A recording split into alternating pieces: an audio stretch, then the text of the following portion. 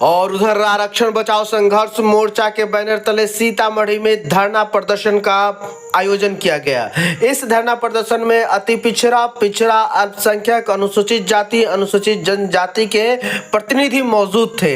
इस पूरे जनसभा का इस पूरे धरना प्रदर्शन का नेतृत्व राजेंद्र महतो चंद्रवंशी ने किया। आइए देखते हैं उनसे इंटरव्यू का ये अंश। सीतामढ़ी में पिछले दिनों लगातार 4 दिनों तक धरना प्रदर्शन चला और वो भी सीतामढ़ी के मुख्य जगह या ये कह ले मुख्यालय के पास अंबेडकर स्तर पर 4 दिनों का धरना प्रदर्शन चला। और बात हुई कि भाई धरना क्यों हो रहा है, तो एक ही बात थी कि आरक्षण खतरे में है। उस धरना प्रदर्शन को लीड कर रहे थे राजेंद्र चंद्रवंशी। सीधे राजेंद्र चंद्रवंशी से बात करते हैं। राजेंद्र बाबू, क्यों देश में आरक्षण खतरे में है, ये साहब कह रहे हैं? पूरा आरक्षण खतरे में है। केंद्र सरकार या बिहार सरकार इस पक्ष में नहीं है। इसलिए नहीं है कि जो शोषित वंचित कमजोर वर्गों को आरक्षण मिल सके, उसका बच्चे का भविष्य समझ सके, उसका बच्चे नौकरी में जा सके। कतई उन लोगों को कौन है आरक्षण का दुश्मन? किसको आप आरक्षण का दुश्मन मानते हैं? किससे आरक्षण को खतरा है? आरक्षण के खतरा है जो आरएसएस के विचारधारा पर चलने वाला है, जो गोडसे के मानने वाले हैं। मतलब आप ये कह रहे हैं कि पूरा बीजेपी का जो मानने वाला है उससे आपको आरक्षण का खतरा है? जी, उससे आरक्षण का खतरा है। हाँ। और उसका जो सहयोगी है, हाँ, वो भी आरएसएस के मानने वाले हैं, गोडसे के मानने वाले लोग हैं। और सत्ता तो उन्हीं की है। सत्ता उन्हीं के है। हाँ। तो सत्ता उन्हीं के है और उन्हीं के सहयोगी लोग जो बिहार में है, तो आरएसएस के विचारधारा के लोग हैं, गोडसे के मानने वाले हैं। जो डर नहीं लगता है जब सत्ता के खिलाफ कोई बोलता है तो तुरंत एफआईआर हो जाता है? डर नहीं लगता? डर नहीं है। डर किस बात के? हाँ। हम अपने अधिकार के मांग कर रहे हैं। बाबा साहब जो संविधान में दिए उस बात को हम मांग कर रहे हैं। हमारे पूर्वजों ने जो लड़ाई लड़के दिए हैं उसको मांग कर रहे हैं। हम सत्ता के खिलाफ बोलेंगे, जो सत्ता में रहेगा, बिहार में हो या केंद्र में, हम बोलेंगे। नहीं तो आरक्षण को लेकर क्या बीजेपी वाले या संघ के लोगों से किस तरह का आपको डर है? किस तरह से आपको किस तरह का आरक्षण पे खतरा आपको दिख रहा है? खतरा देख रहा है इसलिए कि अगर खतरा नहीं रहता तो जिस तरह से रोहिणी आयोग का हुआ गठन लागू हो गया रहता। और बिहार सरकार से जो केंद्र में भेजा गया है संविधान के 9वीं अनुसूची में शामिल करने के लिए, वो भी लागू हो गया रहता। राष्ट्रीय होते तो जातिगत जनगणना हो गया रहता। सभी जाति को पता चल जाता कि हमारा कितना आबादी है। तो ये तो सरकार कराना नहीं चाहती है। आपने धरना प्रदर्शन का बैनर पोस्टर फाड़ दिया गया, आप लोग कुछ कर नहीं पाए और देश में क्रांति करने चले हैं कि 14 तारीख के 8:30 बजे बीजेपी के लोग, आरएसएस के विचारधारा पर चलने वाले, गोडसे के मानने वाले लोग आज बाबा साहेब के चरण स्पर्श करने आए थे, प्रतिमा पर फूल माला अर्पित करने आए थे। उसमें थे यहाँ वर्तमान सांसद है देवेश चंद्र ठाकुर जी, वर्तमान विधायक नीलेश कुमार और ललन सिंह जी, और सरकार के जो नीतीश कुमार के बहुत चहेते हैं संजय झा, वो भी थे। और उनके आने के सूचना पर जो है कि बीजेपी के लोग हमारा बैनर पोस्टर 8:30 बजे हटा दिया। हमको सूचना मिली, हम गए, वहां पर देवेश चंद्र ठाकुर पाए गए, वहां पर जो नीलेश कुमार विधायक पाए गए, ललन सिंह आ गए, संजय झा वहां पर थे, एसडीओ साहब थे, कलेक्टर साहब भी आ गए। उसके बाद काफी हंगामा हुआ। हम पोस्टर बैनर इधर उधर जो फेंक दिया था हम लेके जो है लगाए और कार्यक्रम उसके बाद से सुचारू रूप से चलने लगा। नहीं तो बात कुछ पता चली होगी ना कि क्यों उन लोगों ने आपके पोस्टर को वहां से हटा दिया? क्या कारण था? हटा दिया डर हो गया था या फिर आप लोगों को तवज्जो नहीं देना चाहते हैं? क्या कारण? डर तो पूरा है एनडीए के, वो डर पूरा है। हाँ। कि आपको 11 तारीख से जो है मंत्री पर मंत्री, संतरी, विधायक, MP सब दौड़ लगाए हुआ है खाली सीतामढ़ी में। और यहाँ जो 11 से जो धरना कार्यक्रम चला, अति पिछड़ा अल्पसंख्यक, अनुसूचित जाति, अनुसूचित जनजाति के, तो सभी DNDA के लोग डर गए हैं कि सीतामढ़ी में अब हमको सत्ता परिवर्तन कर देगा, इसलिए डरे हुए हैं। इसलिए जो मैंने पोस्टर हटा दिए उस दिन। और आप ये कह रहे हैं कि EBC और OBC जितने भी रिजर्वेशन धारी है, जितने भी आरक्षण धारी लोग हैं, वो लोग एक साथ होकर और नीतीश सरकार, बीजेपी सरकार, NDA गठबंधन के खिलाफ चले जाएंगे, ऐसा कह रहे हैं? ऐसा खिलाफ है तब ये लोग दौड़ लगाए हुए हैं। हमारा बैनर पोस्टर वहां से हटा दिया। तो ये 2025 के चुनाव में दिखेगा भी या ऐसे ही है? बस निश्चित दिखेगा 2025 के चुनाव में। ये लोग इतना डरे हुए हैं, इतना सहमे हुए हैं कि आज देखते हैं कि जो अभी सुन रहा है कि जो 24 तारीख के अनुसूचित जाति टोला में भीम संवाद चलेगा।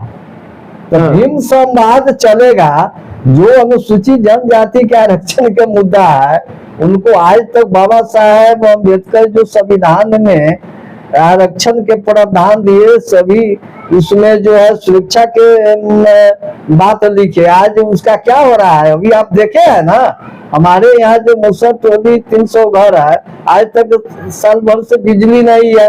उस लोगों को 41-42 आदमी को जो जमीन मिला बसने के लिए, कागज मिल गया, उसको जो है सरजमीन पर अभी तक कोई व्यवस्था नहीं दिया गया है। तो क्या भीम संवाद होने से क्या उसका सूरत बदल जाएगा? तो ये भीम संवाद आपके हिसाब से NDA के लोग कर रहे हैं? NDA के वोट बैंक के लिए कर रहा है।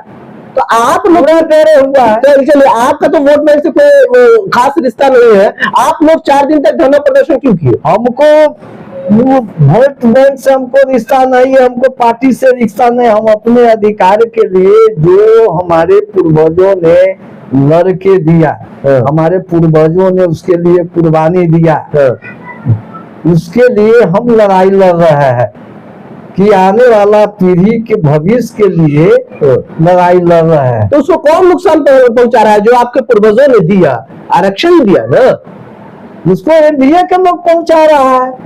अरे NDA तो आपको आरक्षण दे रहा है, आपका नुकसान पहुंचा रहा है। NDA आरक्षण देता तो आज जो 9 साल हो गया रोहिणी आयोग के हो जाता। जातीय जनगणना के कब से देश में बात चल रही है। अभी 65% आरक्षण को जो है गया है बिहार देश के जो है 9वीं अनुसूची जो बाबा साहेब के संविधान लिखा है उसमें शामिल करने के लिए आज तक शामिल हुआ है। प्रधानमंत्री, गृह मंत्री सब तो OBC के ही है। प्रधानमंत्री OBC के है। OBC के आप जानते हैं, OBC के है। गुजरात में किया है, धांची है। हाँ धांची जाति से है, बताइए ना। धांची जाति के है। तो वो भी तो रिजर्वेशन धारी है, आरक्षण धारी है, वो उनकी जाति है आरक्षण में। कहाँ आरक्षण में है? मुख्यमंत्री बने तो जो है कि जो OBC में कर लिए, यहाँ आके कहते हैं हम अति पिछड़ा है, अति पिछड़ा ABC नहीं ABC। तो धांची है उत्तर प्रदेश में, वो आपको फॉरवर्ड में है, यहाँ आके कह रहा है कि जो हम अति पिछड़ा है, वो अति पिछड़ा ABC नहीं OBC है। तो आपको लग रहा है कि प्रधानमंत्री जो है वो EBC के विरोधी है, ठगने के काम कर रहा है, अपने सत्ता में रहने के लिए झूठ बोलता है लोग। एक्चुअली आप लोगों के मंच पर RJD के लोग काफी आए थे, अर्जुन राय आए थे जो पूर्व सांसद थे। एक सवाल मेरे मन में है, जब सत्ता में वो लोग थे, आपके ही आरक्षण की मांग को लेकर जो MLC थे रामबली चंद्रवंशी, वो जब आंदोलन किया था तो उनकी MLC चली गई थी, अब वो आपके साथ है। लेकिन हम लोग साथ है नहीं। ऐसे हमारे धरना में हम सभी लोगों को, सभी पार्टी में जो अति पिछड़ा संख्यक, अनुसूचित जाति, अनुसूचित जनजाति के लोग हैं विभिन्न पार्टी में, सभी को हमने आमंत्रित किए। अच्छा, हर बात को नहीं आमंत्रित किया? सभी को आमंत्रित किए कि आप आइए, यहाँ धरना प्रदर्शन में सहयोग दीजिए, आपके बच्चे की भविष्य है।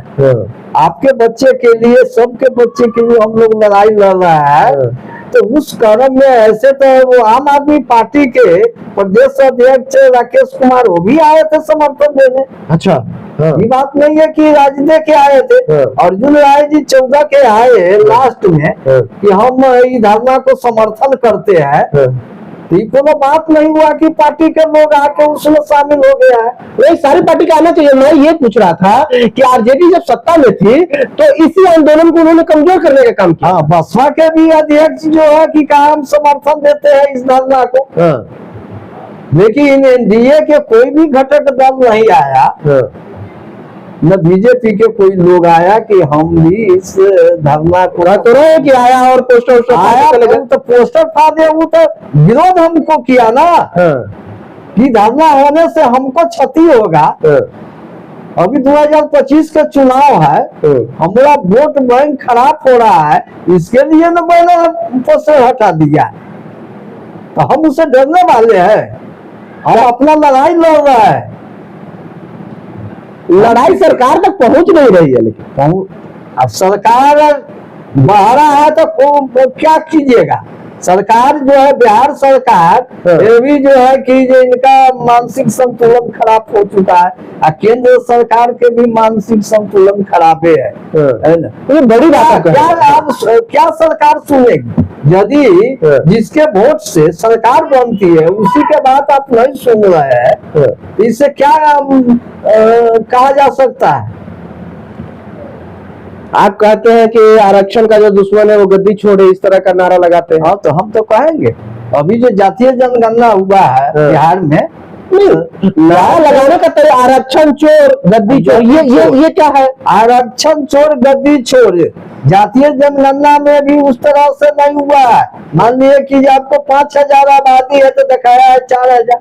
आरक्षण जितना मिलना चाहिए, आप ही कहते जितना जिसको आबादी उतना भागीदारी, तो उस हिसाब से नहीं मिला। केंद्र सरकार वो जलाए हुआ इस बात के, न वो आरक्षण लागू कर रहा है, न रोहिणी आयोग के अनुशंसा लागू कर रहा है, न राष्ट्रीय स्तर पर जातीय जनगणना करा रहा है। इस आरक्षण चोर और जाति चोर हुआ कि नहीं हुआ? तो गद्दी छोड़े। तो कौन है? केंद्र सरकार आरक्षण चोर है या बिहार की सरकार आरक्षण चोर है? केंद्र सरकार आरक्षण चोर है, केंद्र सरकार। अब बिहार सरकार एनडीए के हिस्सा ना है। अभी आप जान रहे हैं, वही है। अभी आप देखे है ना, क्या देखे हैं बताइए ना, क्या कहना चाह रहे थे? नोटबंदी, जीएसटी, सीए, एनआरसी 370, कृषि बिल, अभी जो फिलहाल वक्फ बोर्ड जो पास हुआ है अभी, इसमें एनडीए नीतीश कुमार, चंद्रबाबू नायडू सबने मदद किया, मांझी, चिराग पासवान, ये सब उसका हिस्सा है कि नहीं? अगर ये लोग समर्थन नहीं देता तो हिम्मत था पास कराने की। देश की जनता भी बड़ा खुश है, उत्साहित है। क्या खुश रहेगा? जो एनडीए के लोग हैं, जो बीजेपी के समर्थक है, वो तो कह रहे हैं बहुत अच्छा हुआ, देश के हित में हो रहा है। देखिए, बीजेपी के जो समर्थक है, जो मान लीजिए कि जाति पिछड़ा से हो या पिछड़ा से हो या अल्पसंख्यक से हो, अनुसूचित जाति से हो, अनुसूचित जनजाति से हो, ये सब समाज के हित के बात नहीं करता है, समाज के बच्चे के भविष्य की बात नहीं करता है, वो अपन भविष्य के बाद वो अपन हिस्से के बात करता है। अभी देख रहे हैं जीतन राम मांझी अपने मंत्री है, केंद्र में बेटा है, पुतो है, समधिनी है, सब के सब। यहाँ जाके देखिए ना मुसर में, अब मुसर टोला में गांव में घूमिए कि उसका क्या हालात है, उसको देखने जीतन राम मांझी कभी आया है? चिराग पासवान के देखने आया है? लेकिन आप लोग विरोध भी तो नहीं कर पाते, वही फिर जात के नाम पर, समाज के नाम पर फिर लोग एकजुट होकर वही वोट करते हैं। एकजुट होकर करता है। हमारे जात क्यों न? हमारे जात है चंद्रशेखर चंद्रवंशी, भीम सिंह, प्रेम कुमार, ये क्या समाज के लिए लड़ते हैं और समाज के हित में बात करते हैं? वो घटना हो जाएगा कोई आएगा करते हैं। राजेंद्र बाबू, मेरा सवाल ये है कि पहली बार जब एमएलसी रामबली चंद्र बाबू ने आंदोलन किया तो उनको कमजोर करने के लिए एमएलसी का पद उनसे छीन लिया गया। अब आप निकले हैं नया एजेंडा लेकर कि आरक्षण चोर, गद्दी चोर, आरक्षण खतरे में है, तो फिर आपके साथ क्या हो सकता है? आपको अंदाजा है? हम लोग तो 2015 से लड़ रहे हैं इस मुद्दा पर। रामबलि चंद्रवंशी जो विधान परिषद में आवाज उठाए, शोषित वंचित कमजोर वर्गों के लिए जो आवाज उठाए प्रोफेसर रामबलि चंद्रवंशी जी और राजद के एमएलसी थे, यही देवेश चंद्र ठाकुर, यही नीतीश कुमार ने हटवाए हैं। किस कारण से हटवाए? वो कहते हैं कि पार्टी विरोधी बात बोले। हम कहते हैं कि जो पार्टी विरोधी नहीं बोले, वो इतना बोले कि जो कर्पूरी जी के पूरे बिहार में चर्चा परिचर्चा कराते हैं सरकार, अगर उनका आत्मा जीवित होगा तो कहीं कहराते होंगे। इतना बात हम लोग सुने। तो कौन हो गया पार्टी विरोधी, दल विरोधी? तो रामबलि चंद्रवंशी तो बोल दी कि हमको पार्टी से हटा दिया, हमको आप पर भी किसी तरह का कार्रवाई हो सकता है क्या? हम पर कार्रवाई होगा? वो पद तो नहीं हटाया नहीं जाएगा, लेकिन कानूनी कार्रवाई तो हो सकती है। कानूनी कार्रवाई होगा, उसके लिए हम तो कमर कसे। जब कमर कसे, हमारे पूर्वजों ने लड़ाई के लिए कमर कसा, हंसते हंसते फांसी पर झूल गए, तो हमको झूलने में क्या दिक्कत है? हमको कोई दिक्कत नहीं है। हम जिस समाज से आते हैं, जिस समाज में पैदा लिए हैं, दबे किचड़े शोषित वंचित के हम शुरू से आवाज उठाते आए हैं, आवाज उठाते रहेंगे, लड़ते रहेंगे। ये सब ठीक है, लेकिन एनडीए के लोग, बीजेपी के लोग, संघ के लोग जब माला पहनाने या श्रद्धांजलि देने अम्बेडकर जी के श्रद्धांजलि देने उनके पास पहुंचते, उनके प्रतिमा के पास पहुंचते, तो आप लोग को क्यों परेशानी होती है? अब सवाल है कि परेशानी नहीं है। बाबा साहेब 32 डिग्री हासिल किए हैं, कोलंबिया यूनिवर्सिटी से पढ़ के आए हैं, उस संविधान रचयिता है, संविधान उसी पर विधायिका, कार्यपालिका, न्यायपालिका चलता है, पूरा देश संविधान से चलता है, उसमें दर्शाए। चौथी पास प्रधानमंत्री उस संविधान को धजिया उड़ाते हैं, बाबा साहेब से मखौल उड़ाते हैं। क्या धजिया उड़ा दी प्रधानमंत्री? अब वही लोग आज वही आरएसएस के विचारधारा वाला, वही गोडसे के मानने वाले आके बाबा साहेब के पैर छू के प्रणाम करते, नतमस्तक होते हैं, प्रतिमा पर फूल माला चढ़ाते हैं, शोषित वंचित को, अनुसूचित जाति जनजाति को दिखाते हैं कि हम बाबा साहेब के बहुत बड़ा मसीहा है। तो बाबा साहेब के मसीहा रहते हैं, बाबा साहब का अनुयायी है, अनुयायी है। तो आप जो संसद में आप प्रधानमंत्री जी हमारे कहते हैं कि हमको परमात्मा ने भेजा है। परमात्मा किस लिए भेजा? देश बेचने के लिए। अरबों खरबों रुपया अडानी अवानी, देश मजबूत हो रहा है, देश का दुनिया में नाम हो रहा है, देश बिक रहा है। देश हमारे प्रधानमंत्री के परमात्मा भेजे देश बेचने के लिए, अरबों खरबों रुपया लेके जो है अडानी अवानी के देने के लिए। हमारे लोग एगो बकरी लेता है लोन पर, उसका घर नीलाम हो जाता है। अरबों खरबों रुपया रेलवे स्टेशन, हवाई अड्डा, क्या क्या क्या दे दिए। और अमित शाह जी जो गृह मंत्री है देश के, जिस संविधान के कसम खाते हैं, जिस संविधान के बल पर लोकसभा में खड़े होके बोलते हैं, अब उसी संविधान को कहते हैं अम्बेडकर अम्बेडकर अम्बेडकर अम्बेडकर। इतना नाम अगर भगवान के लेगा तो 7 जन्म तक स्वर्ग जाएगा। हम अमित शाह जी से पूछना चाहते हैं कि अमित शाह जी, एक स्वर्ग में तो आप खड़ा होके बोल रहे हैं, संसद भवन स्वर्ग है, संसद भवन स्वर्ग ना है। ठीक है। हाँ, एक लोकतंत्र के बहुत बड़ा मंदिर में आप खड़ा होके बोल रहे हैं, जो बाबा साहेब भीमराव अम्बेडकर के कहते हैं, अम्बेडकर अम्बेडकर जिन्होंने देश के संविधान लिखा, आप कहते हैं जिसको कभी हम देखबे नहीं करते हैं, तो उसको नाम लेने से 7 जन्म तक स्वर्ग में जाएगा। तो हम अमित शाह जी से कहना चाहते हैं कि अमित शाह जी, अब एक स्वर्ग में तो खड़ा होके बोल रहे हैं, दूसरा कौन स्वर्ग है? तभी रास्ता बताइए, हम लोग भी स्वर्ग में जाए। अरे धर्म के रास्ते पर जाएगा तो लोग स्वर्ग में जाएगा, जो मुक्ति मिलेगी भगवान के पास जो लोग जाएगा उसे ही स्वर्ग कहते हैं। धर्म मीन्स किसको कहते हैं? धर्म किसको कहते हैं? भगवान का नाम लीजिए। भगवान के नाम लेने से धर्म होता है। हिंदू मुस्लिम कहते हैं, मंदिर मस्जिद कहते हैं, धर्म, इसको धर्म कहा जाता है कि धर्म कहता है उसको कि एक दूसरे को भोजन दे, एक दूसरे को कपड़ा दे, एक दूसरे को स्वास्थ्य के लिए हेल्प करे, उसको बच्चे के पढ़ाई लिखाई करा दीजिए, वो सब धर्म कहता है। धर्म कहता है कि देश लूट के आप लोग चाहते हैं हिंदू जो है फिर से बढ़ जाए। हिंदू क्या है? सब तो हिंदू किसको कहते हैं? हिंदू किसको कहते हैं आपको पता है? आजाद हुआ हाँ। तो हिंदू लड़ा, मुस्लिम नहीं लड़ा, सिख ईसाई नहीं लड़ा। नहीं, आप पिछड़ों में अगरों में करके आप आरक्षण की बात करके आप हिंदू को ही बांटना चाह रहे हैं। हिंदू का क्या बांटना है? हिंदू जो है कि जो सब दिन से हिंदू हिंदू हिंदू हिंदू कहते। अब हमारे मोदी जी कहते हैं कि हिंदू राष्ट्र बनाना है। ये कौन हिंदू राष्ट्र? किसको हिंदू राष्ट्र कहते हैं? हिंदू राष्ट्र बन जाएगा अगर, तो पिछड़े वर्ग को तो और फायदा, सब हिंदू और तो जनता के ठगने के काम कर रहा है ना। आप लोगों को कोई नुकसान है? आप कहते हैं हिंदू राष्ट्र बनता है तो आपको कोई नुकसान है?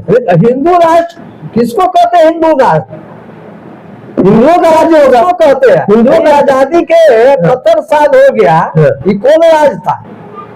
आप कहते हैं कि देश से मोहम्मद के भगा देंगे। एक तरह बड़े बड़े नेता जो है, जिसको नाम गिना देंगे कि अपने अपने बेटी के शादी करते हैं मोहम्मद से, हम लोग को कहते हैं कि हम देश से हिंदू को मुस्लिम के भगा देंगे, हिंदू राष्ट्र बनाने का अति करते हैं, बात बोलते हैं।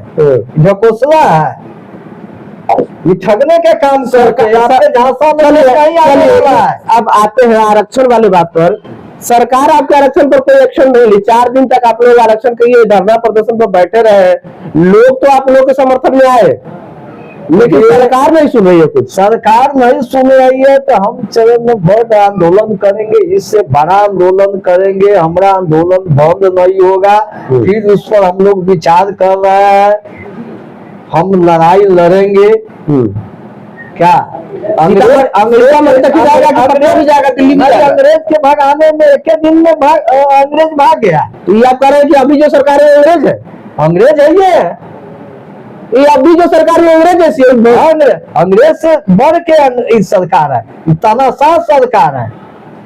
इस तरह का आरोप आप लगाते हैं, देश की सरकार है, देश का ऐसा मजबूत प्रधानमंत्री, आप कह रहे हैं कि अंग्रेज से भी खराब है। हमारा प्रधानमंत्री कहते हैं कि 56 इंच के सीना, 18 घंटा काम करते। हम जो है कि 34 सुने हैं, 36 सुने हैं, 32 सुने हैं, लेकिन 56 इंच का सीना तो हम लोग नहीं सुने।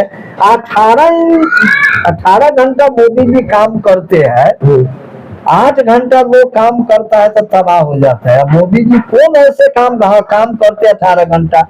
देश बेचने वाला, अडानी अवानी के लिए फायदा पहुंचाने वाला ये काम करते हैं, रातों में काम करते हैं। कि कितना अडानी अवानी के जो है कि जो मोदी जी कहते हैं कि हम झोला लेके चले जाएंगे, तो झोला में बहुत चीज है। अब जिस दिन झोला लेके जाइएगा आपको सर्च किया जाएगा कि क्या क्या चीज झोला में लेके जा रहे हैं, पहले ही आप यहाँ से हटा रहे हैं। तो इसीलिए आप कहते हैं कि हम झोला लेके चले जाएंगे। अगर आप ये बात नहीं बोलते, इसलिए सारा देश के पैसा सारा अडानी अवानी के बैंक में जमा हो रहा है। अब उस दिन जाना होगा तो खाली झोला लेके चल जाएंगे, यही मोदी जी कह रहे हैं। तो 25 में किसको मुख्यमंत्री के रूप में आप लोग देख रहे हैं बिहार के? देखिए 25 में मुख्यमंत्री के रूप में हम किसी को नहीं देख रहे हैं। जो हमारे हक की बात बोलेगा, जो हमारे लड़ाई में शामिल होगा, जो दबे कुचले शोषित पीड़ित वंचित के अधिकार मान सम्मान देगा, उसके साथ हम लोग जाएगा। अभी तक ऐसा कोई नहीं दिख रहा है। अभी तक ऐसा नहीं है। चुनाव तो अब सामने आ गया है। चुनाव सामने आ गया है। जिसको लगेगा कि जो नहीं शोषित वंचित कमजोर वर्गों के अति पिछड़ा जो लगेगा। बिहार में 2 ही गठबंधन है, कि एनडीए, एक इंडिया गठबंधन है, और इन दोनों में से कोई आपका साथ अभी तक नहीं दे रही है। नहीं दे रही तो उसके लिए हम लड़ाई छोड़ देंगे। तो थर्ड फ्रंट की अपनी पार्टी बनाएंगे क्या?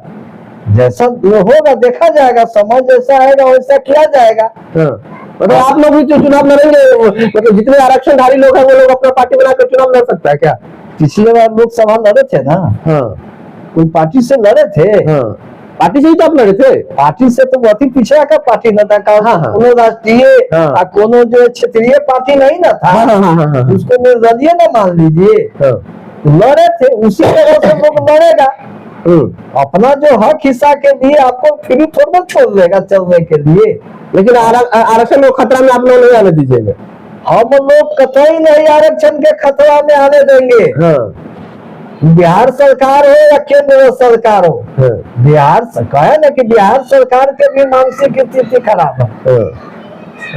अगर सो रहा था तो वोट बिल पास हुआ है, कहते कि जो नहीं ये भी आरक्षण 65% ये भी संविधान के नए सूची में डालिए तब हम उसमें सहयोगी बनेंगे।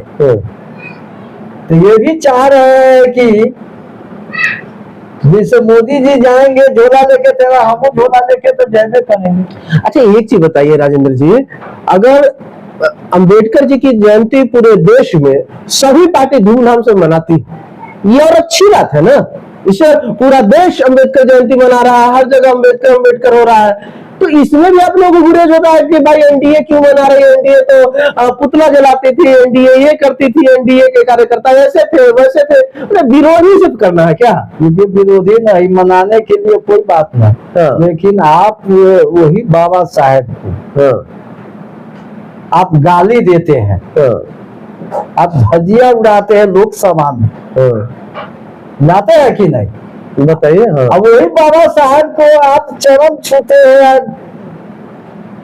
दंड करते हैं, तो इसका क्या मतलब हो गया? आप कह रहे हैं कि अंदर कुछ और बाहर कुछ और। हाँ, ये सब साजिश है, ये सब जो है दिखावा है, ये सब कुछ होने वाला नहीं है। फूल माला चढ़ा लिए लोग, बुझा कि ना एनडीए के लोग भी बाबा साहेब के हमदर्द है, आए फूल माला चढ़ाए कर्पूरी जी के हमदर्द है, लेकिन ये सब दिखावा है। ये जो है इससे कोई निष्कर्ष निकलने वाला नहीं है। और ये जान लीजिए कि जो लोग सब समझ रहे हैं कि एनडीए सरकार में जो सहयोगी है वो भी बीजेपी, ये सब जो है सत्ता, सिर्फ सत्ता चाहिए।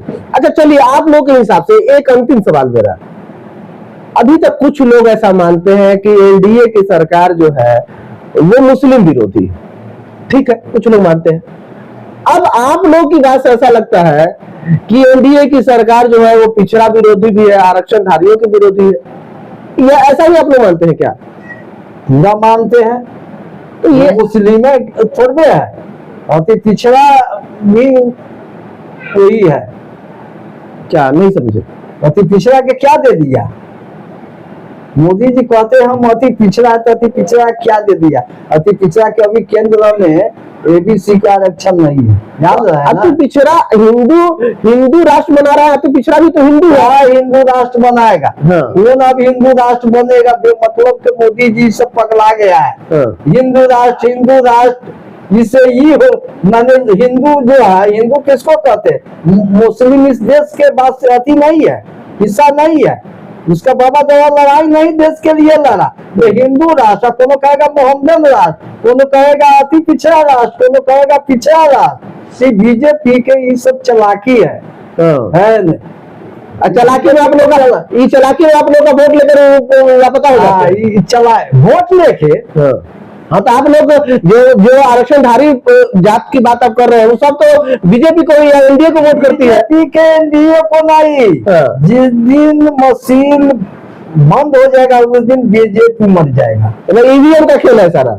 ईवीएम जिस दिन बंद हो गया उस दिन बीजेपी देश से खत्म हो जाएगा, उसका कहीं अस्तित्व नहीं रहेगा। बड़ा आरोप आप ये कह रहे हैं कि ईवीएम से बीजेपी जीत रही है।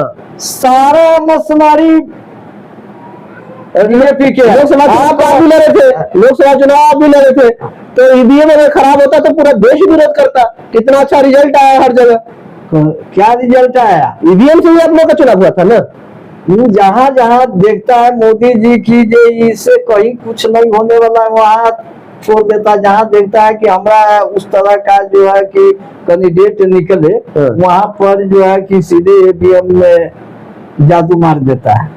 अब वो जो ईवीएम नेताजी ईवीएम जादू जो है 2025 के विधानसभा चुनाव में भी चल सकता है, वो शुरू से चल रहा है, आगे चलेगा तो दिक्कत होगा ना। वो चल रहा है। अभी महाराष्ट्र में, हाँ। हरियाणा में क्या हुआ, जीते जीते जो है कि जो बीजेपी को कोई अता पता था।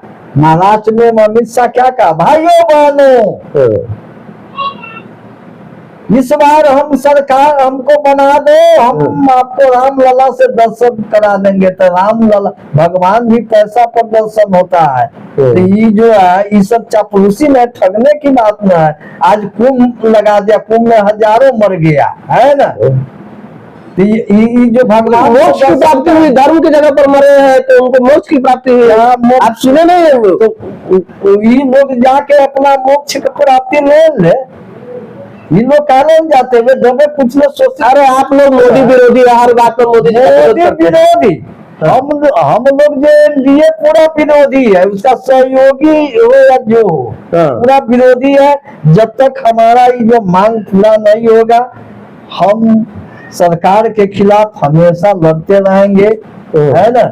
और अपना बात सरकार के बीच वो अच्छा लगे खराब लगे, लेकिन हम बोलेंगे, हम निश्चित बोलेंगे। हमको दर्द है, आने वाला भविष्य के लिए हम लड़ रहे हैं। आने वाला जो सभी को बच्चा जो जिसका इसमें जो आरक्षण निहित है, कल के बच्चा क्या कहेगा। हमारे पूर्वजों ने नहीं लड़ा रहता, देश आजाद नहीं किया रहता, तो आज हम लोग क्या कहते। उसी तरह से हमको भी न कहेगा। इसलिए हम लोग अपना हक की लड़ाई लड़ रहे हैं। हमको किसी से झगड़ा नहीं है। जब तक हक नहीं दीजिएगा, आप जो अलबल बोलते हैं, आपको जो दिमाग सचिया गया है, उस पर हम बोलने करेंगे कि और काम करने के लिए आपको रात भर समय रहता है, ये काम करने के लिए आपको समय क्यों नहीं मिलता है।